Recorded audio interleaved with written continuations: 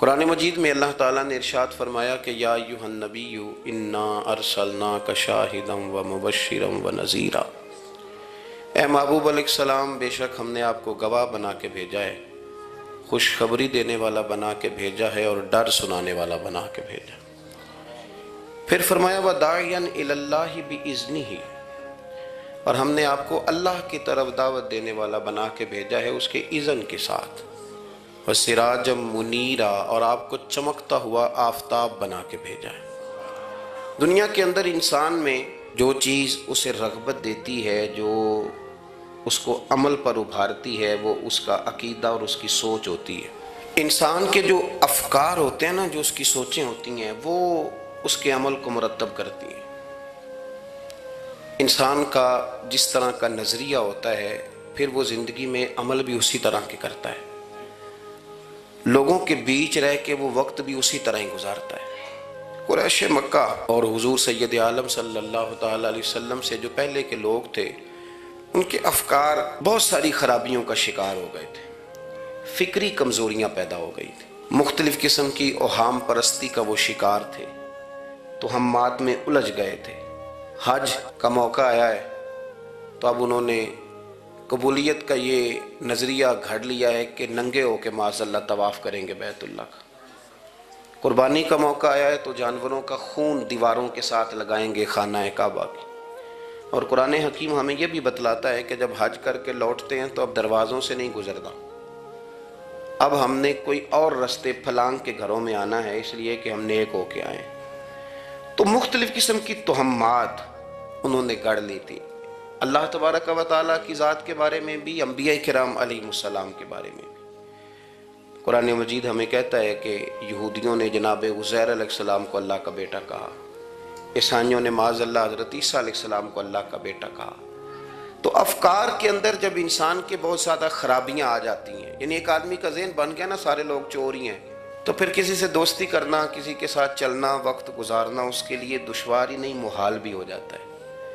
اور اگر انسان محسوس کرنے لگتا ہے نا کہ یار نہیں ایسا نہیں ہے، یہ میرے رسول کریم کی امت ہے، اور حضور علیہ السلام نے فرمایا میری امت کبھی گمراہی پر جمع نہیں ہوگی، تو امت میں خیر ہے، ہمیں خیر کو تلاش کرنا چاہیے۔ پھر انسان آہستہ آہستہ نرم ہونے لگتا ہے، لوگوں کو گنجائش دینے لگتا ہے، اور ان کی باتوں کو، ان کی کمزوریوں پر وہ استدلال کرتا ہے کہ یہاں کمزور پڑ گئے ہوں گے، یہاں یہ مسئلہ ہو گیا ہوگا۔ وہ کسی نے کہا تھا کہ جانے کس عمر میں جائے گی یہ عادت میری، روٹھنا اس سے تو اوروں سے الجھتے پھرنا۔ کئی دفعہ یوں بھی ہوتا ہے۔ تو ہمارے ہاں افکار میں اگر حسن رہے، تازگی رہے، خوبصورتی رہے، اب بھی کچھ لوگ ایسے ہیں جو اعتدال کا رستہ چھوڑ جاتے ہیں۔ صوفیاء کی جماعت میں جب سے ملنگوں نے قدم رکھا ہے، اور بہت سارے ایسے لوگ جو کہتے ہیں کہ نہیں تمہیں نہیں پتہ بات معرفت کی ہے، تو ان لوگوں نے بھی خرابی پیدا کر دی۔ پھر اس کا نقصان یہ ہوا کہ کچھ دانشوروں نے، شعراء نے، سیاستدانوں نے معاذ اللہ یہاں تک کہنا شروع کر دیا کہ جو جس کو بھی پکارتا ہے کسی نہ کسی روپ میں اللہ کو ہی پکارتا ہے۔ افکار میلے کر دیے، بھئی اگر جس کو بھی جو پکارا جا رہا تھا تو وہ معاذ اللہ اللہ کو ہی پکارا جا رہا تھا، جس کے سامنے جو جھکتا تھا تو کوئی نہ کوئی اس کے ہاں توحید پائی ہی جاتی تھی، تو پھر اللہ کے رسول بتوں کے خلاف کیوں جہاد کرتے رہے؟ پھر لا الہ الا اللہ کا کیا معنی ہوا؟ تو ایک تو وہ طبقہ آیا، پھر ایک الحاد اور بے دینی کا رویہ کچھ لوگوں نے یہ بھی اختیار کیا کہ معاذ اللہ انہوں نے مسبب الاسباب کی بجائے لوگوں کو اسباب پر زیادہ توکل کرنے کا معاذ اللہ درس دیا۔ دعاؤں سے کام نہیں چلتا، خالی نعروں سے بات نہیں بنتی۔ اس کو یہاں تک لے گئے کہ اگر آج انہیں حضور کا کوئی معجزہ بتایا جائے، کسی کرامت کی بات کی جائے، اللہ تبارک و تعالیٰ کی طرف سے عطا کردہ کسی انہونی ایسی بات میں جس میں خالصتاً قدرت الہی کا دخل ہو، تو ان لوگوں کے لیے ماننا مشکل ہو جاتا ہے، کیونکہ انہوں نے زور ہی اس بات پہ دے دیا ہے۔ تو ان سارے رویوں کے اندر ہمیں پھر پلٹ کر انہی تعلیمات کی طرف توجہ کرنی ہوگی جو مدینے والے محبوب نے ہمیں عطا فرمائی، جو حضور نے عقائد اور نظریات کا حسن ہمیں عطا فرمایا۔ یہ میرا دور گھبرائے ہوئے لوگوں کا دور ہے، پریشان لوگوں کا دور ہے۔ ڈپریشن کے مریضوں کی تعداد 65% تک پہنچ گئی ہے۔ اس قدر زیادہ لوگ ڈرے ہوئے پتہ نہیں کیا ہوگا. جو غریب ہو گیا وہ جانتا ہے شاید کبھی بھی میرا ہاتھ نہیں پڑے گا. جو بیمار ہو گیا وہ سمجھتا ہے کہ شاید کبھی تندرست نہیں ہوگا. تو کمزوری آ گئی اور تیزی کے ساتھ آئی. ٹی وی پہ بیٹھے لوگوں نے بھی کمزور کیا. پھر ایک تعویذ دھاگے والے تھے, انہوں نے بھی کہہ دیا تینوں کسی نے کچھ کیتا ہے. او بھئی کنے کیتا ہے؟ کہندا ہے مینوں حکم ہی نہیں, مینوں تے شرارت دا حکم سی وہ میں کر چھڑی, تینوں کسی نے کچھ ہے. اب تو سوچتا رہ جتنے تیرے دشمن ہیں تو ان کی لسٹ بنا لے. تو شرارتیں ہوئیں, لوگ کمزور ہوئے, افکار کے اندر کمزوری آئی. رسول کریم صلی اللہ علیہ وسلم لوگوں کو طاقتور کرتے, توکل کا درس دیتے, توحید باری تعالیٰ کے ستھرے جذبے حضور اپنے غلاموں کو عطا فرماتے, ان کی فکری حضور تربیت فرماتے. فکری اللہ کے رسول صلی اللہ علیہ وسلم غار ثور میں موجود ہیں, ساتھ سیدنا صدیق اکبر رضی اللہ تعالیٰ عنہ. کفار جو گرفتار کرنے والے تھے, پیچھے لگے ہوئے تھے, وہ غار ثور کے دروازے تک آ گئے. جس طرح ڈاکٹر بول دیتا ہے, وہ کہہ دیتا ہے کہ اب جناب مشکل ہے, اگلے ہفتے آپ چلے جائیں گے. تو وہ جو کمزور لوگ ہیں انہوں نے اگلے ہفتے کیا جانا ہوتا ہے, وہ جب ڈاکٹر بتاتا ہے اسی وقت ہی فوت ہو جاتے ہیں.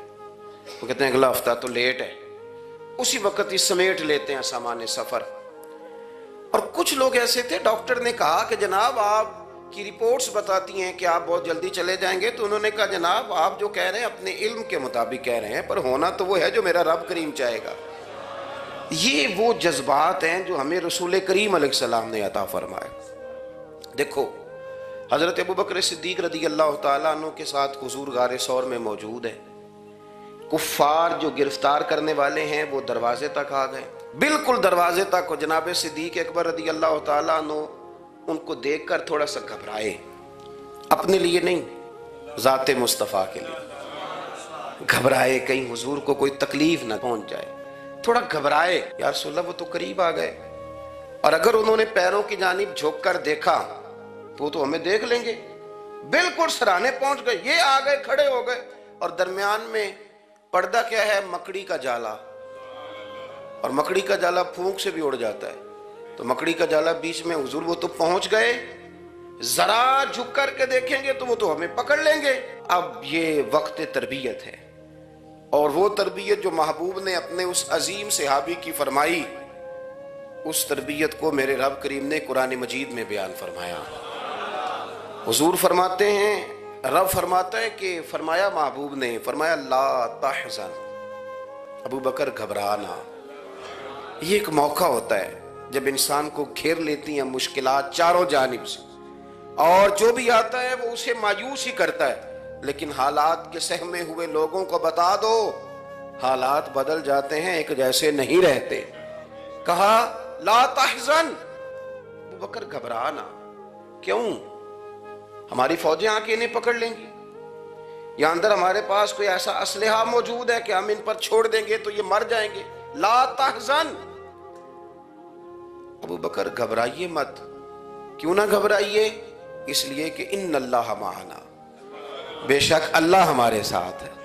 جن کے ساتھ رب ہو انہیں گھبرانا نہیں چاہیے. انہیں گھبرانا, یہ جو مسلح کی قوت ہوتی ہے, جو دعا کی طاقت ہوتی ہے, دعا صلاح المومن, یہ جو قوت ہوتی ہے انسان کے پاس, یہ جو اس کے پاس ہتھیار ہوتا ہے کہ آج رات منا لوں گا میرا رب کرم فرما دے, یہ جو اس کے پاس قوت ہوتی ہے یہ اسے کمزور نہیں پڑنے دیتی, اسے طاقتور رکھتی. تو حضور نے افکار کے اندر یہ حسن پیدا کیا, لوگوں کو بتلایا کہ بجائے اس کے کہ تم کوئی چور رستہ تلاش کرو, کوئی سیاست کرنے کی کوشش کرو, تم کوئی ایسی راہ اختیار کرو جو تمہیں محسوس ہو کہ درست نہیں ہے, اس رستے نہ چلو, بلکہ تم اپنے رب کو منانے والے رستے پہ چلو. اور ترمذی شریف میں حدیث ہے, حضرت انس بن مالک رضی اللہ تعالیٰ عنہ فرمانے لگے کہ کریم محبوب علیہ السلام فرماتے ہیں کہ اپنے دکھڑے دنیا داروں کو نہ بتانا, سیٹھوں, نوابوں, چودھریوں, چاپلوسی کرنے کی ضرورت کوئی نہیں. اپنے دکھڑے دنیا داروں کو نہ بتانا, ورنہ اللہ تمہیں کبھی غنی نہیں فرمائے گا. فرمایا اپنے دکھ اپنے رب کریم کی بارگاہ میں عرض کرنا, جلدی یا دیر سے اللہ تمہیں لوگوں سے بے نیاز کر دے گا. تربیت فرمائی. ہم لوگوں نے تیزی سے اپنے آپ کو کمزور کیا ہے, توجہ کا مرکز دنیا دار, وہ اکبر الہآبادی نے کہا تھا کہ مصیبت میں بھی اب یاد خدا ہم کو نہیں آتی، دعا منہ سے نہ نکلی جیبوں سے عرضیاں نکلی۔ اب بھی نہ لوگ درخواستیں جمع کراتے ہیں، دعائیں نہیں کرتے۔ تو بھائی ایک تو یہ کہ توحید باری تعالیٰ کے بارے میں اصل نظریات، افکار کا حسن، پاکیزگی اور آپ کا اپنے رب کی جانب پورا توجہ کرنا۔ ہمارے ہاں اب تو خیر کرامتیں فیس بک پہ آتی ہیں اور لوگ اس کا سوال بھی بڑا تگڑا کر کے کرتے ہیں، اور جو بچے چھوٹے موٹے ہماری طرح طالب علم ہوتے ہیں، کچھ کتابیں پڑھنے والے دین کے، وہ کئی دفعہ الجھ جاتے ہیں کہ اب اس کو ٹیلی کیسے کریں، ساتھ کیسے جوڑیں۔ ایسی کرامتیں اور کرامت بیان کرنا بھی لوگوں نے ذمہ داری سمجھ لیا ہے، حالانکہ جڑے محرم راز حقیقت دے وہ تے راز حقیقت کھول دے ہی نہیں۔ اے جنہ ویکھیا نہیں او کرن گلاں، جنہ ویکھ لیا او تے بول دے ہی نہیں، تو بات ہی نہیں کرتے۔ تو کرامت نا جوڑ جاڑ کے نا کہیں فٹ کی جاتی ہے۔ آپ کو بخاری مسلم میں حدیث ملے گی، کوئی بھی ایسی اوہام پرستی، کوئی بھی ایسا نظریہ، کوئی بھی ایسی بات جو ذہن کو منتشر کرے، یعنی ابھی تک لوگ کہہ دیتے ہیں ہمارے کہ وہ کالی بلی رستہ کاٹ گئی تھی، تو معاملہ بڑا، میں ملتان شریف پہنچا تو مجھے وہاں ایک میرے سنگی کہنے لگے، بڑا پرانا ان سے ربط ہے، کہنے لگے کہ میں نے آج نہ تجربہ کیا ہے، ویسے واقعی کالی بلی رستہ کاٹی ہے تو مشکل ہو گئی ہے۔ میں نے انہیں کہا کہ آپ کا تجربہ سجدہ صاحب کا محتاج ہے، آپ کو دوبارہ سے تجربہ کرنا چاہیے۔ خدا کے بندے، کالی بلی رستہ کاٹ جائے تو مشکل ہوتی ہے، تو میرا تو سارے رستے، کئی کالی گاڑیاں رستہ کاٹ گئی، اب کیا کیا جائے؟ یہ کمزوری ہے، افکار میں کمزوری نہیں پیدا کریں، کچا پن نہ پیدا کریں، آپ مضبوطی لائیں۔ بخاری مسلم میں آپ کو حدیث ملے گی، سرور کائنات علیہ السلام کے صاحبزادے جناب ابراہیم علیہ السلام وصال فرما گئے، اور کیفیت یہ تھی کہ انہوں نے حضور کی مقدس گود میں آخری سانس لیا، داڑھی مبارک محبوب کی آنسوؤں سے بھر گئی۔ حضرت انس کہتے ہیں عرض کی یا رسول اللہ آپ بھی آنسو بہاتے ہیں؟ فرمایا میرا بیٹا گیا ہے تو آنسو نکل آئے ہیں، ورنہ میری زبان پہ وہی جاری ہے جس سے میرا رب راضی ہوتا ہے۔ اسی دن نا، جس دن سرکار کے صاحبزادے کا وصال ہوا، اسی دن سورج کو گرہن ہو گیا۔ کچھ لوگوں نے بات جوڑ دی، کہنے لگے کہ آج چونکہ حضور سید عالم علیہ السلام کے صاحبزادے کا وصال ہو گیا ہے تو آج دیکھو سورج کو بھی گرہن ہو گیا ہے۔ بات جوڑ دی، غم کی کیفیت تھی، سرکار کی مقدس داڑھی آنسوؤں سے بھری ہوئی تھی، حالات کا تقاضا اور اس کی سمت کچھ اور تھی۔ حضور نے جمعے کا انتظار نہیں فرمایا، فرمایا بلاؤ لوگوں کو مسجد میں۔ لوگ جمع ہو گئے اور صحابہ فرماتے ہیں ہمارے خیال میں یہ تھا کہ یہ موقع نہیں تھا، آج نہ جہاد کے لیے حکم آنا ہے، کس مقصد کے لیے حضور نے طلب فرمایا، لیکن جب ہم گئے اتنا ضروری کام ہے نظریات کا صاف ہونا، اللہ کے محبوب نے لوگوں کو اسی دن بلا کے فرمایا لوگوں سنو، سورج اور چاند کو جب گرہن لگے تو استغفار پڑھا کرو، تسبیحات کیا کرو، نوافل ادا کیا کرو، اللہ کے حضور حاضر ہوا کرو۔ فرمایا یہ سورج اور چاند کو جب گرہن لگے تو یہ اللہ کی نشانیوں میں سے نشانی ہوتا ہے، کسی بندے کے دنیا سے جانے کا اس کے ساتھ کوئی تعلق نہیں۔ تم نے اپنے ذہن کو ٹھیک رکھنا، افکار کو ٹھیک رکھنا، کسی بھی قسم کی تم نے اوہام پرستی کا شکار نہیں۔ مضبوط رہیں، مضبوط رہیں، اٹھ باندھ کمر کیوں ڈرتا ہے، پھر دیکھو خدا کیا کرتا ہے۔ آپ مضبوط رہیں، جب مضبوط رہیں گے تو انشاءاللہ توانائی اللہ کی طرف سے عطا کر دی جائے۔ دوسری بات، نبی پاک صلی اللہ تعالیٰ علیہ وسلم نے نا تمام انبیاء کرام علیہم السلام کے بارے میں لوگوں کے ذہنوں کی اصلاح کی۔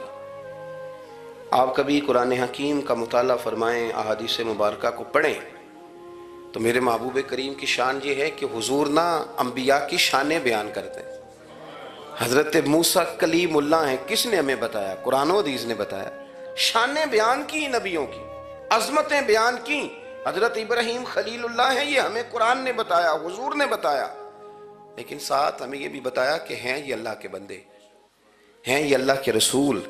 نبی پاک صلی اللہ تعالیٰ علیہ وسلم نے افکار اور نظریات انبیاء کے بارے میں لوگوں کے درست فرمائے۔ مجموع الزوائد میں حضرت مولا علی شیر خدا رضی اللہ تعالیٰ عنہ کی حدیث مروی ہے، ایک بدو آ گیا حضور کی بارگاہ میں کچھ مانگنے کے لیے۔ مولا کائنات رضی اللہ تعالیٰ عنہ فرماتے ہیں سرکار جب کسی بات کا جواب نہ دینا چاہتے تھے تو خاموش ہو جاتے تھے، کچھ دیر خاموش رہتے تھے. اور حضور کا خاموش رہنا بھی ہمارے محدثین نے محفوظ کیا ہے. اقسام حدیث میں سے ایک حدیث ہے جسے حدیث تقریری کہا جاتا ہے. وہ حدیث ہے جس میں حضور خاموش رہے. کوئی کام کیا گیا تو سرکار خاموش رہے. حضرت مولا علی کہتے ہیں حضور نہ خاموش ہو گئے، لیکن چونکہ دیہاتی تھا، سادہ تھا، اس نے جب بار بار گفتگو چھیڑنا چاہی تو پھر حضور نے فرمایا چل پھر مانگ لے کیا مانگتا ہے، مانگ لے پھر کیا مانگتا ہے، کر سوال. دیہاتی تھا، سادہ آدمی تھا. مولا کائنات فرماتے ہیں ہمیں یوں لگا کہ اب نہ یہ آخرت اپنی سوار جائے گا، جنت کا سوال کرے گا، لیکن بڑا ہی سادہ تھا. مانگنے پہ بھی آیا تو کیا مانگا؟ کہنے لگا یا رسول اللہ صلی اللہ علیہ وسلم میں نے سفر کرنا ہے، مجھے ایک اونٹنی عطا کر دیتے. حضرت سلطان باہو سے کسی نے کہا کہ بڑے لوگ مرید ہوتے ہیں، تو فرمانے لگے رابدہ طالب کوئی نہیں ملے، جو ملے طالب زرد آؤ. تو بہت سارے لوگ ایسے آتے ہیں جو کامل شیخ کے پاس بھی آ کے کہتے ہیں دکان کوئی نہیں چلتی.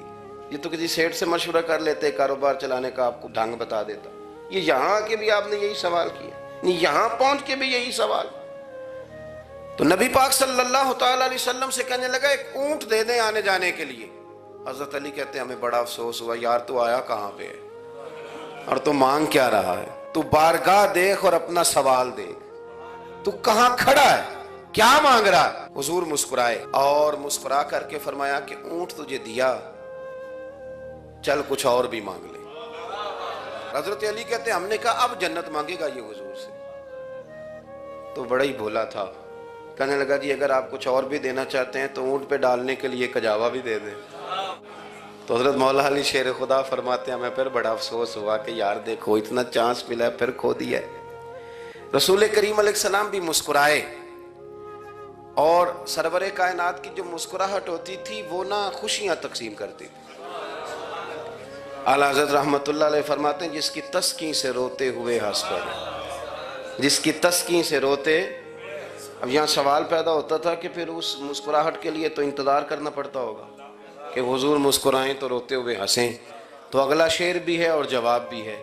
فرمانے لگے جس کی تسکین سے روتے ہوئے ہنس پڑیں اس تبسم کی عادت پہ لاکھوں سلام. یہ تو عادت ہے حضور کی، یہ تو عادت ہے مسکراتے رہنا. تو حضور بھی زیر لب مسکرائے. تیسری دفعہ میرے کریم نے پھر فرمایا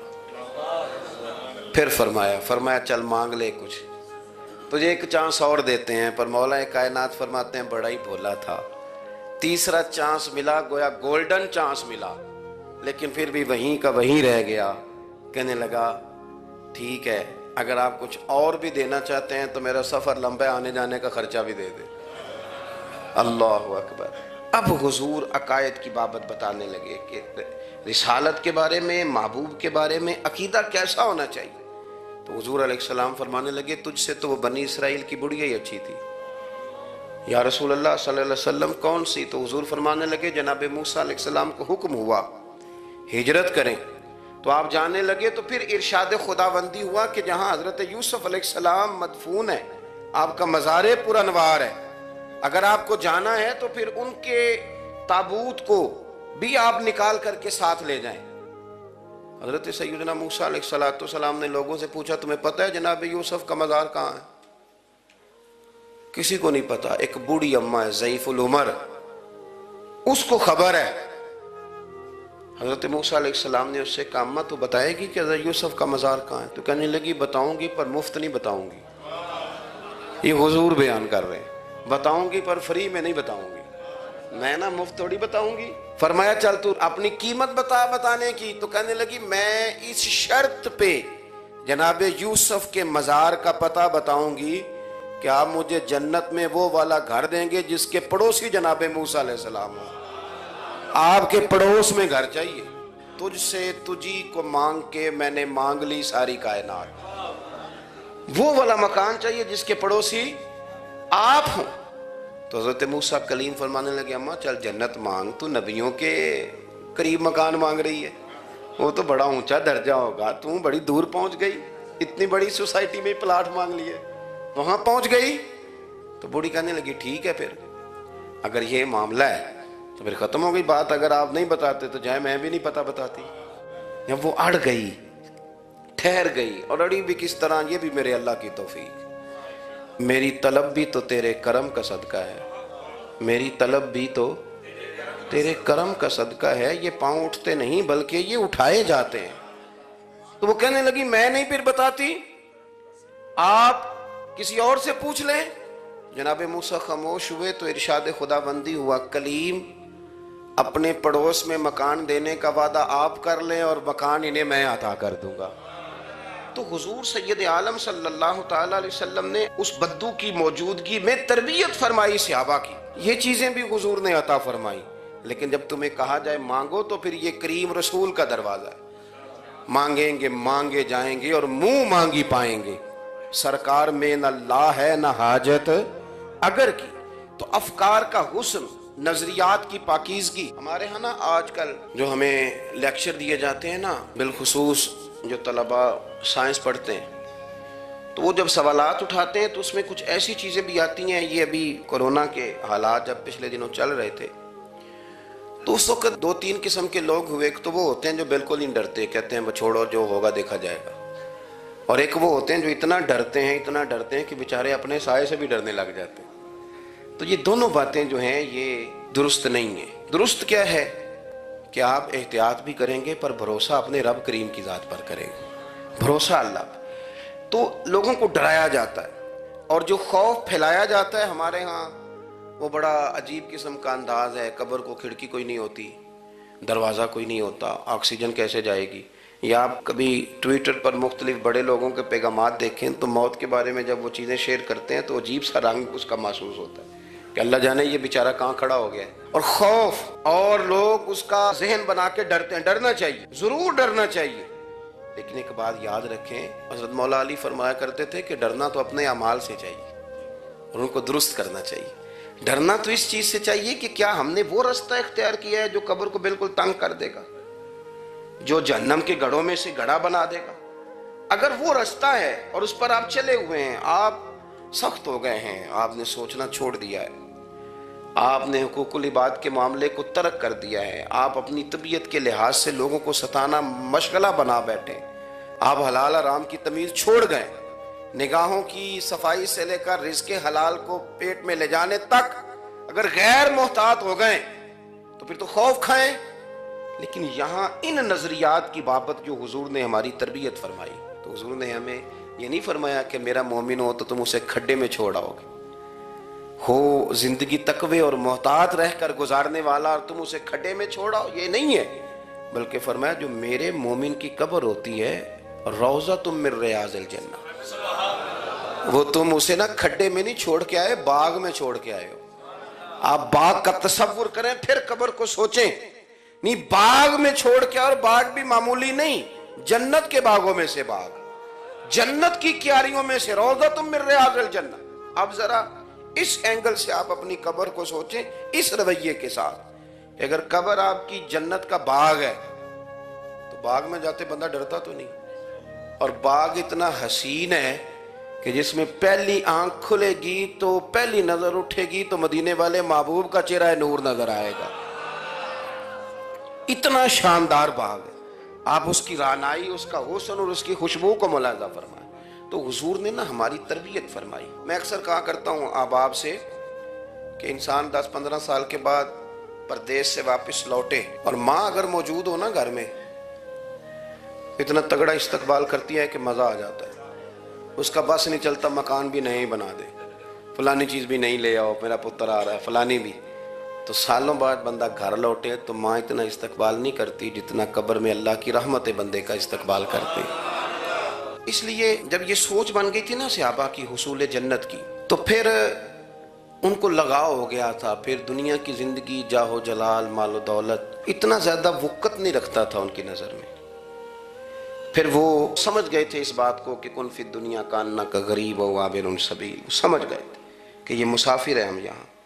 اور وہ پھر اتنا زیادہ اپنے ذہن پہ چیزوں کو سوار نہیں کرتے تھے, محسوس کرتے تھے کہ اتنی زندگی ان کی ہے, اتنی زندگی ان کی گزر گئی ہے، محسوس کرتے تھے، اور اس پر پھر وہ جو فوکس کرتے تھے وہ آخرت کے لیے کرتے تھے۔ ایک خاتون حضور کی بارگاہ میں حاضر ہوئی، یہ بھی سیاستہ میں آپ کو روایت ملے گی، بہت ساری کتابوں میں ہے لیکن اس کی اصل آپ کو بخاری شریف میں ملے گی۔ ابو ہریرہ رضی اللہ تعالیٰ عنہ فرماتے ہیں کہ خاتون آئی تو اس نے آ کر نا بڑے درد کے ساتھ حضور کی بارگاہ میں استغاثہ پیش کیا، عرض کرنے لگی یا رسول اللہ صلی اللہ علیہ وسلم میں نا مرگی کی مریض ہوں اور بڑی تکلیف میں ہوں۔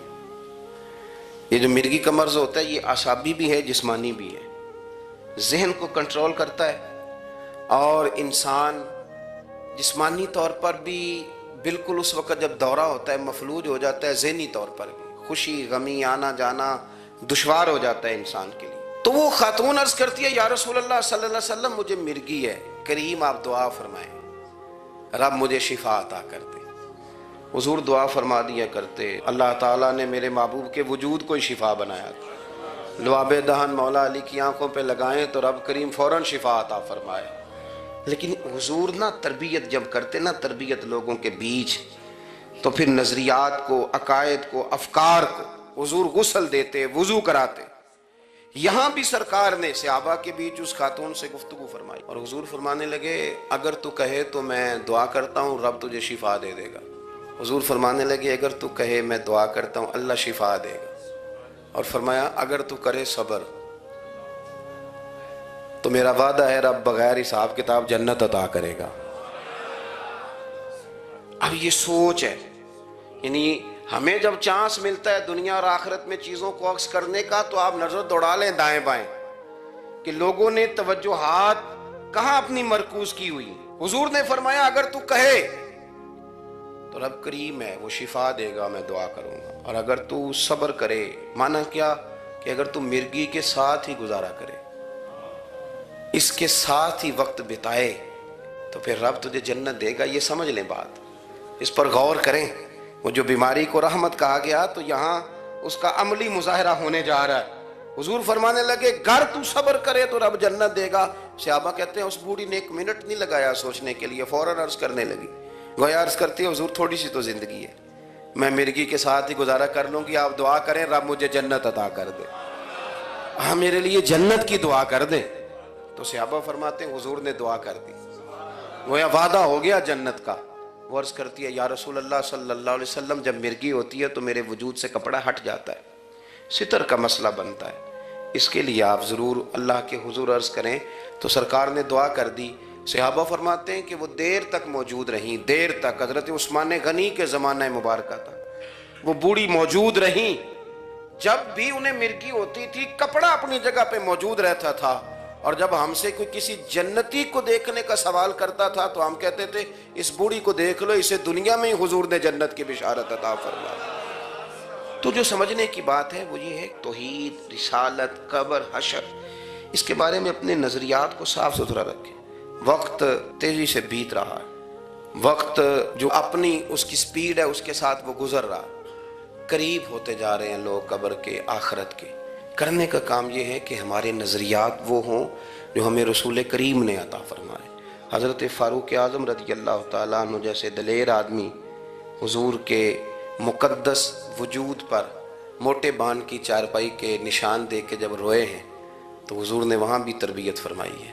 فرمایا عمر کیا تم پسند نہیں کرتے کہ اللہ آخرت کی ساری شانیں ہمیں ہی عطا کرے، اور دنیا میں ہم تھوڑی سی مشکل دیکھ لیں تو ان چیزوں کو ہم نے سمجھنا ہے، یہ چیزیں ہمیں جینے میں آسانی پیدا کریں گی، ہمارے لیے مددگار ثابت ہوں گی، ہمارے افکار کو یہ تازہ رکھیں گے۔ پھر بہت زیادہ الجھاؤ، بہت زیادہ پریشان ہونا، بہت زیادہ ڈپریشن کا شکار ہونا، بہت زیادہ ہمارا دنیاوی معاملات کے اندر تفکر کرنا، یہ ہمیں کمزور نہیں کرے گا بلکہ ہم توانا رہیں گے۔ اللہ کے حضور دعا ہے مالک کریم کہی ہوئی باتوں کو قبولیت کا درجہ عطا فرمائے۔ دوران گفتگو جام بھول گئے، اللہ ہمارے ساتھ درگزر والا معاملہ فرمائے۔ آخر دعوانا